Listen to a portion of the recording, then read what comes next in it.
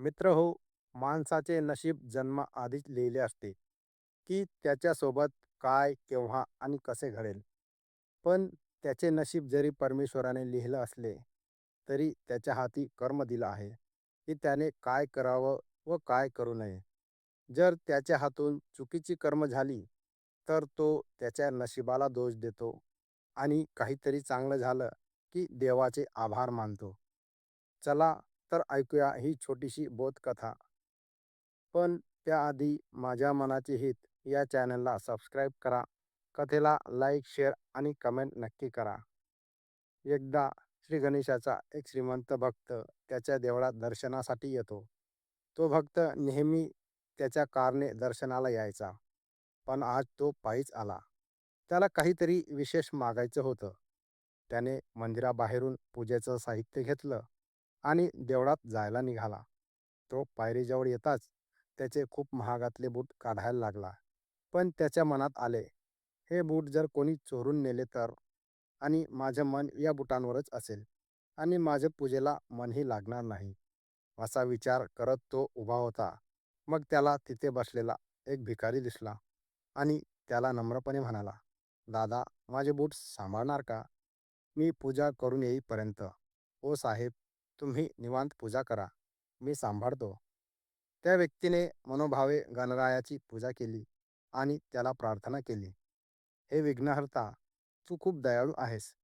या जगात तू काही लोकांवर एवढी कृपा करतोस की त्याच्याजवळ फक्त अमृताचीच कमी असते आणि काही लोकांना एवढी दरिद्रता देतोस की त्यांना अन्नाचा एक एक कण गोळा करण्यासाठी दारोदारी भीक मागावी लागते.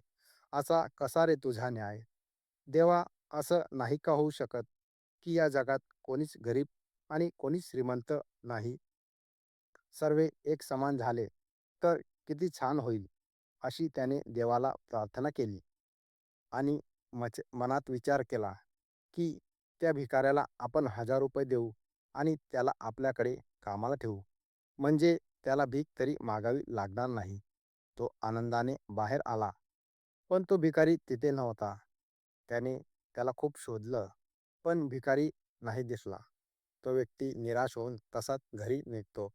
चालताना तो विचार करतो की या भिकाऱ्यानं आज असं केलं नसतं तर त्याला आयुष्यभर भीक मागण्याची गरज पडली नसती. असा विचार करत करत तो बाजारात एका बूट हाऊसमध्ये जातो आणि तिथे बूट पाहतो तर त्याला त्याचेच बूट दिसतात. तो दुकान मालकाला विचारतो, हे बूट कितीला घेतले? 200 रुपयाला, दुकानदार म्हणतो.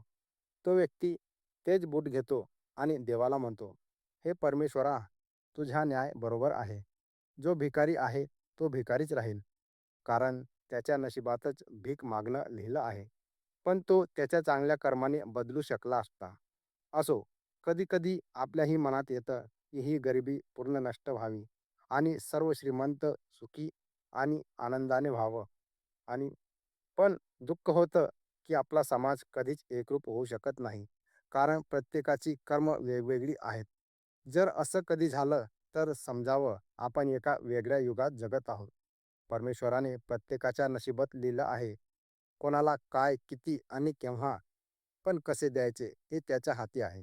त्या भिकाऱ्याला 200 रुपये द्यायचे होते आणि तेवढेच त्याला मिळून दिले, जो तो आपल्या नशीब कर्माने बांधलेला आहे.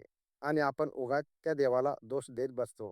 संपूर्ण विश्व त्याचं आहे आणि त्याला माहिती आहे कसं चालवायचं. तर मित्र हो, कथा आवडली असेल तर लाईक, शेअर, कमेंट करा. धन्यवाद.